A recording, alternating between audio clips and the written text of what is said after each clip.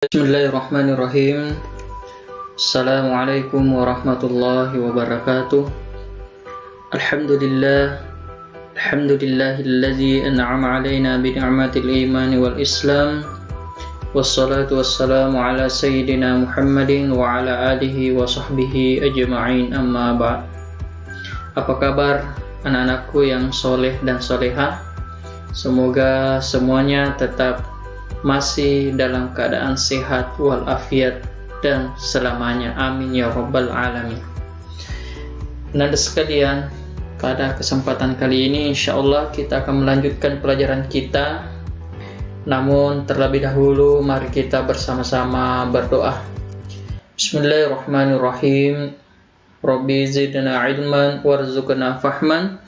Rabbi syrah li sadri wa yassir li amri wahlul 'uqdatam min lisani yafqahu qawli. Amin ya rabbal alamin.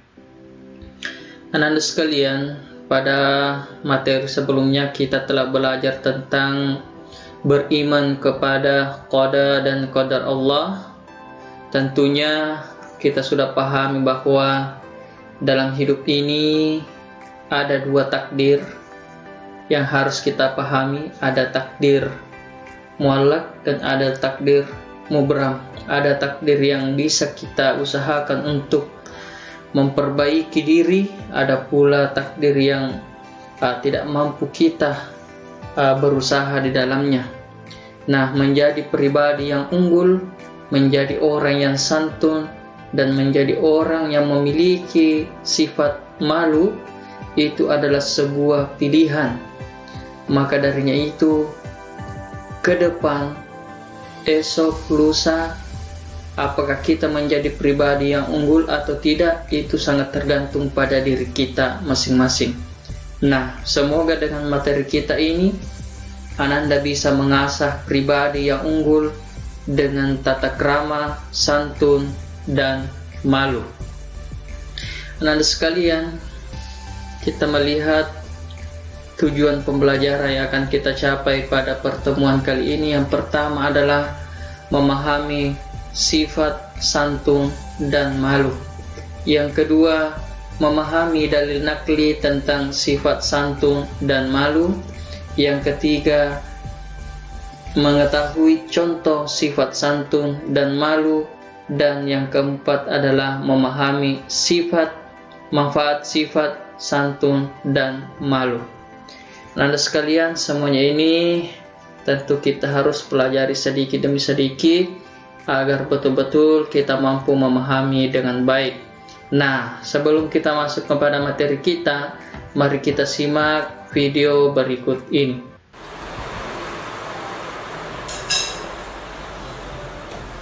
Bu, pas lagi putihku di mana sih? Aduh, kemarin ibu lupa nyuci, maaf ya. Padahal aku pengen pakai yang putih. Tapi kamu udah ambil yang hitam kan? Ya tapi kan aku pengen pakai yang putih. Yaudah, pakai sandal dulu. Sarapan yuk, coba lagi. Tolong.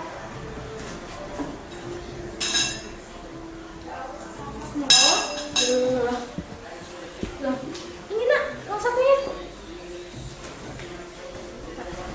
Assalamualaikum, hati-hati ya.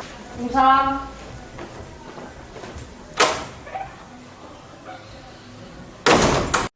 Ya, ayo anak-anak membuat jawabannya pada dibuka, jangan pada nyontek ya, karena meskipun ibu nggak lihat, nanti Allah sama malaikat pasti juga mencatat. Allah yang melihat, malaikat yang mencatat. Ayo jangan mencontek. Aduh, ini apaan ya? Mana aku tidur aku jelasin.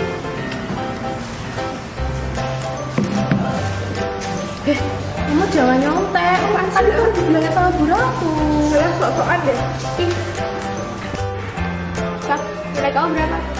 80 nih, kemarin kurang belajar. Emang kamu berapa? 100 lah, kan tinggal nyontek. Ya? Kamu mau ke masjid? Iya. Yaudah, bareng aja yuk. Yuk, tapi ngambil Rizawa dulu yuk. Rumahnya ini kan? Iya. Yaudah, sana.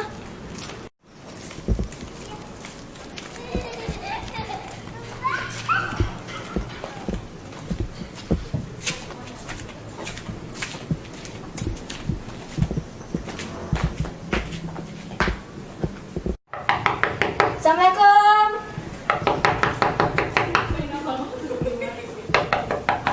Udah nggak sopan tau.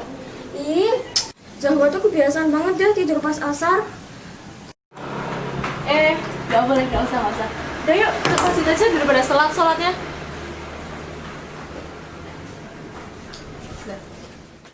Assalamualaikum warahmatullahi wabarakatuh, anak-anak.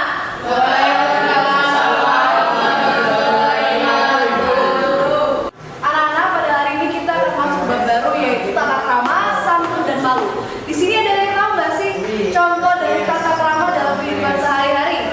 Bu, seorang muslim cuma boleh ngetuk pintu rumah 3 kali kalau bertamu. Kalau lebih dan gak dibukain harus pulang.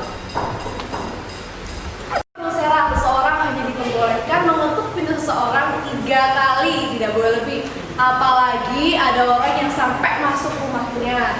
Terus yang kedua, kita tentang membahas tentang santun. Santun itu kita harus terapkan kepada semua orang, apalagi sama orang yang lebih tua. Pada bab sebelumnya ibu sudah menjelaskan tentang hormat kepada orang tua juga kan? Iya Bu, yang ayat tentang berkata itu kan. Iya benar. Sekarang kita akan masuki bab malu. Malu di sini bukan berarti malu ketika disuruh presentasi, tapi malu ketika kita berbuat dosa. Malunya sama siapa? Malunya sama diri sendiri, malaikat, dan Allah Subhanahu wa Ta'ala.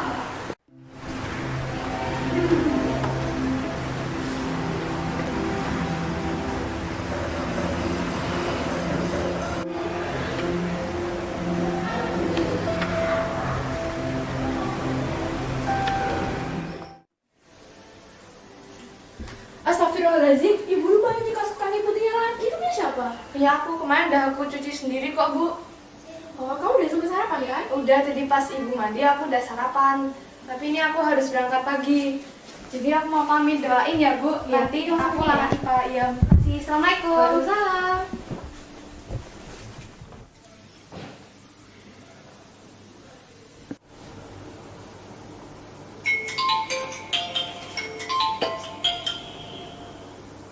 Halo, Assalamualaikum. Ada apa, Saf? Waalaikumsalam, dah. Kamu bisa temenin aku nggak? Aku mau ke Amplas nih, mau lihat-lihat baju. Aduh, maaf, lain kali aja, Saf. Besok kan udah MTK, aku mau belajar. Iya ya, besok kan ada ulangan MTK. Loh, katamu nggak usah belajar, tinggal nyontek aja. Iya nih, aku nyesel habis denger pelajaran Bu Ratu kemarin. Maaf ya, kemarin aku nggak dengerin kamu. Kalau gitu, aku boleh ke rumahmu nggak? Kita belajar bareng aja. Oh, mau ke sini? Boleh kok, sini-sini. Oke, OTW ya. Assalamualaikum. Waalaikumsalam.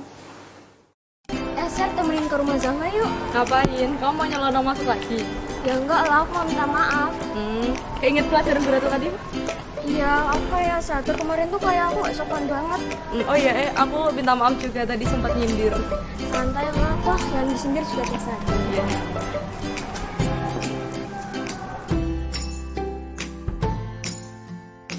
Oke, Nanda sekalian, sangat menarik video ini. Tentu banyak hal pelajaran yang bisa kita petik dari video ini. Nah, setelah menonton video itu tadi, coba siapkan buku catatan atau HP Ananda. Untuk apa? Kita sekarang ingin mencari informasi. Informasi apa? Yang pertama adalah tulis sikap santun yang kamu temukan pada video tersebut. Yang kedua, tulis sikap tidak santun. Ya, kalau ada yang santun ditulis apa yang santun sikapnya. Yang kedua, sifat yang tidak santun. Kemudian sikap malu ya pada video tersebut dan sikap tidak malu pada video tersebut.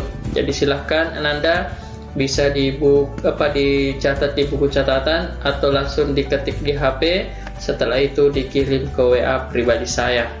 Oke, anak-anak sekalian, kita masuk kepada memahami makna tata krama. Apa itu tata krama? Ya, kita lihat. Tata krama merupakan norma-norma pergaulan yang berkaitan dengan kebiasaan. Jadi, aturan-aturan ya, norma pergaulan yang berkaitan dengan kebiasaan dalam bertindak maupun bertutur kata yang berlaku atau disepakati dalam lingkungan pergaulan antar manusia. Nah, tata krama sendiri meliputi 3 hal. Yang pertama adalah tata krama dalam berkomunikasi lisan. Misalnya berbahasa dengan baik dan sopan, memilih kata-kata dan kalimat yang tepat, dan menghindari dari kata-kata yang kotor dan menyinggung perasaan. Ketika berbicara dengan orang yang lebih tua atau yang dituakan, hendaknya menjaga pandangan mata dengan cara agak sedikit ditundukkan. Di beberapa daerah berlaku ketentuan tidak boleh memosisikan diri lebih tinggi dari lawan bicara. Kemudian ada juga yang memperhatikan dan mengarahkan pandangan kepada lawan bicara dengan sopan, atau tidak mendominasi pembicaraan, menjadi pendengar yang baik dengan memberi kesempatan pada lawan bicara untuk bicara. Kemudian Ananda tidak boleh memotong pembicaraan lawan bicara, kemudian tidak berbicara sambil berkacak pinggang atau menunjuk-nunjuk ke arah lawan bicara. Kemudian ketika dalam posisi bertiga, tidak berbicara dengan bahasa yang tidak dimengerti oleh salah satu orang dari mereka, itu dapat menyinggung perasaan orang, atau menghindari bergurau yang berlebihan dan tertawa terbahak-bahak. Ketika memulai bicara dengan alat komunikasi, ucapkan salam. Salam yang kita maksud di sini tentu adalah Assalamualaikum. Mengenalkan diri dan memastikan bahwa lawan bicara adalah orang yang kita maksud. Jangan sampai kita menelpon orang yang tidak kita.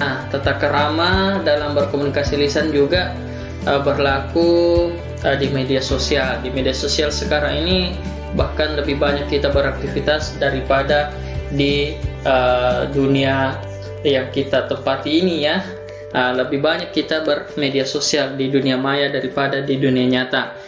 Jadi komunikasi yang tadi saya sampaikan juga berlaku pada saat kita berkomunikasi melalui dunia maya. Kemudian tata krama yang kedua adalah tata krama dalam bersikap. Beberapa contoh ketika kita bersikap. Yang pertama adalah jangan silangkan kaki dengan tangan. Lakukan kontak mata dan dalam tempo yang singkat. Jangan menatap berlama-lama, jangan sampai orang tersinggung. Buatlah jarak antara kedua kaki agar menunjukkan bahwa kita dalam keadaan nyaman dan percaya diri. Kemudian posisikan bahu dalam keadaan santai, kemudian mengangguk kecil ketika lawan bicara sedang berbicara, agar betul-betul lawan bicara kita merasa nyaman ketika berbicara dengan kita. Kemudian tampakkan muka berseri, tersenyum atau tertawa pada situasi dan kondisi yang tepat. Tata krama yang ketiga adalah tata krama dalam berpakaian. Fungsi berpakaian adalah untuk menutupi aurat dan untuk memperindah jasmani manusia, sebagaimana firman Allah dalam Al-Quran surah Al-A'raf surah ke-7 ayat 26. A'udzu billahi minasyaitonir rajim. Bismillahirrahmanirrahim. Ya bani Adam qad anzalna 'alaikum libasa yuwari sawatikum warisha walibasu taqwa dzalika khair dzalika min ayatillahi la'allahum yazakkarun.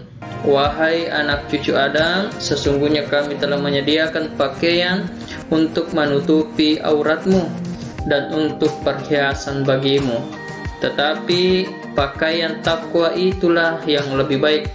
Demikianlah sebagian tanda-tanda kekuasaan Allah, mudah-mudahan mereka ingat. Jadi ananda sekalian, banyak sekali orang di sekeliling kita yang lupa akan pesan Allah ini dalam Quran surah Al-A'raf surah ke-7 ayat 26.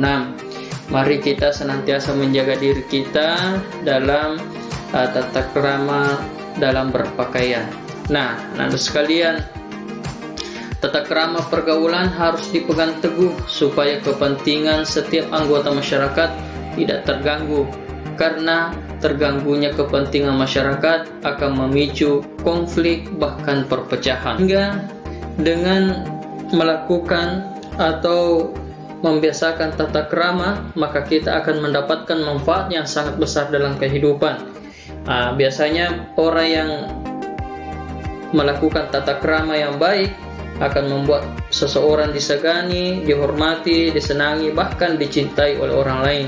Kemudian ia menjalin hubungan yang baik dengan orang lain, meningkatkan kepercayaan diri dalam setiap situasi, dan menciptakan suasana yang nyaman dalam berbagai situasi, baik itu di lingkungan keluarga, pergaulan, maupun tempat di mana Anda belajar atau bekerja, serta dapat meningkatkan karir seseorang.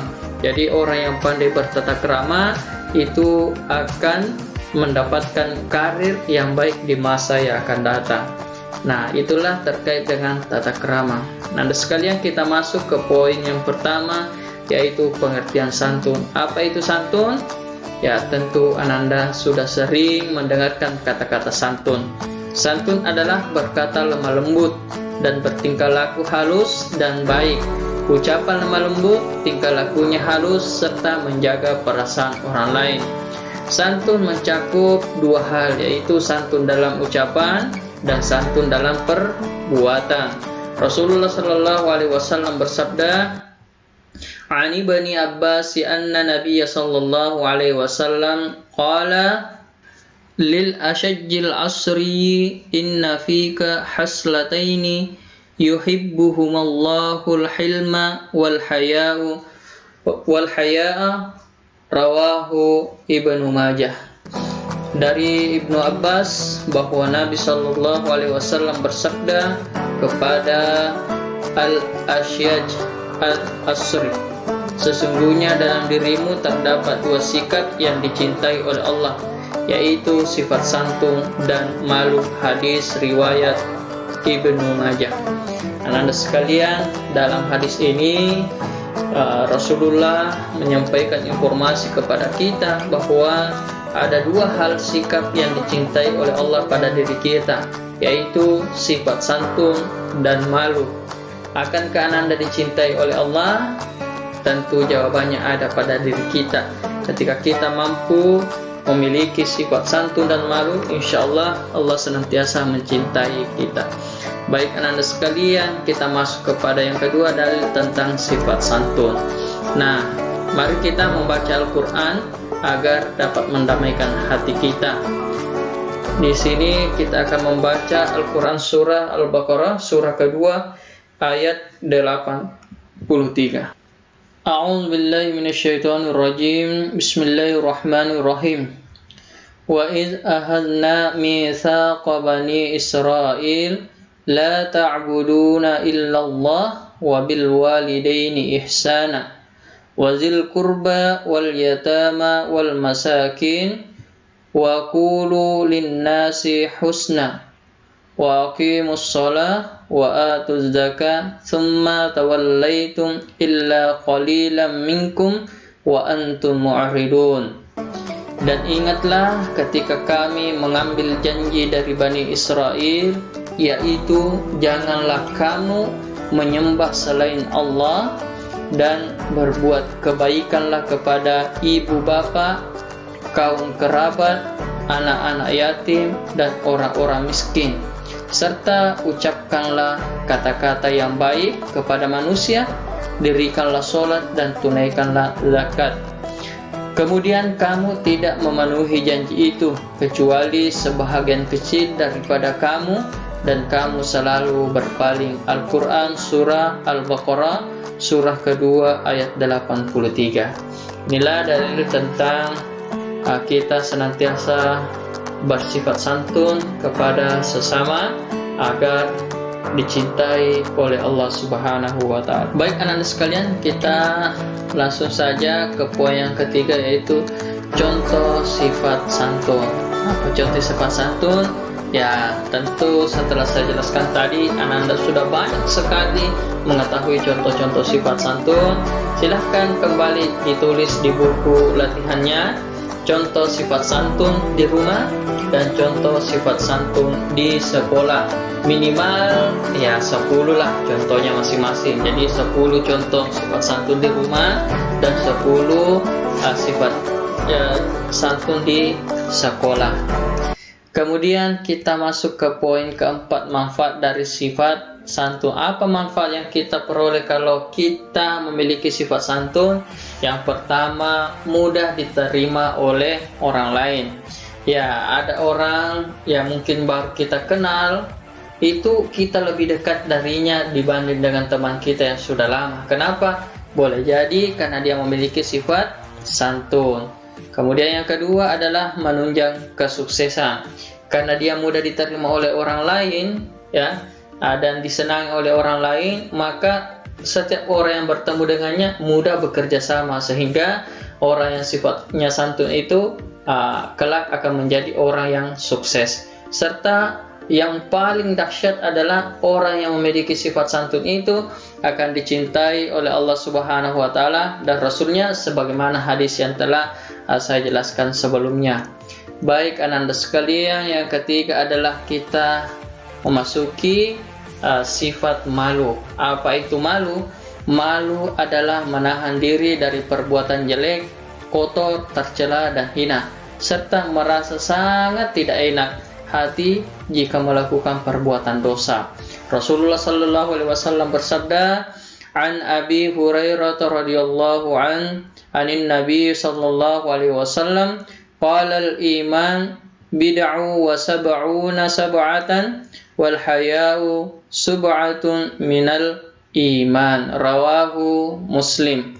Dari Abu Hurairah, dari Nabi sallallahu alaihi wasallam, beliau bersabda, iman adalah pokoknya, cabangnya ada 70 lebih, dan malu termasuk cabang iman. Jadi iman itu ibarat batang dari sebuah pohon, pohon itu memiliki ada 70 lebih, dan malu termasuk cabang daripada iman itu. Anda sekalian, itulah pentingnya memiliki iman. Budaya malu, jangan budaya malu-maluin, ya. Jadi kita harus membudayakan rasa malu, tapi jangan membuat budaya malu-maluin, ya. Manfaat sifat malu, orang yang senantiasa memiliki sifat malu itu dia akan mencegah dari perbuatan tercela. Sifat malunya akan mendorong berbuat kebaikan, dan sifat malunya mengantarkan seseorang menuju jalan yang diridhai Allah Subhanahu wa taala. Anak-anak sekalian, banyak sekali di antara kita yang kadang-kadang malu menghafal, malu membaca Al-Qur'an, malu belajar, malu bekerja, malu membantu orang lain. Padahal malu seperti itu tidak perlu kita miliki. Yang harusnya kita miliki adalah malu ketika tidak mengerjakan tugas, malu ketika kita tidak tahu mengaji, malu ketika kita menurut peringkatnya dan sebagainya. Disitulah malu harusnya kita miliki. Nah, milikilah rasa malu ketika engkau telah berhijab syar'i, bukan lantas fotomu boleh bertebaran di mana-mana. Jika fungsi hijab adalah untuk melindungi aurat karena malu, lantas di mana malumu saat foto berhijabmu bertebaran di mana-mana? Anda sekalian, sekira materi kita hari ini saya anggap selesai terkait dengan tata krama, sifat santun dan malu. Semoga kita menjadi pribadi-pribadi yang mampu mengasah diri, mengasah pribadi yang unggul dengan tata krama, santun, dan malu, sehingga nantinya kita mendapatkan posisi orang-orang yang dicintai oleh Allah dan Rasulnya. Mari kita tutup perjumpaan kita dengan bersama-sama membaca Alhamdulillahirrabbilalamin, wabillahi taufiq wassalamualaikum warahmatullahi wabarakatuh.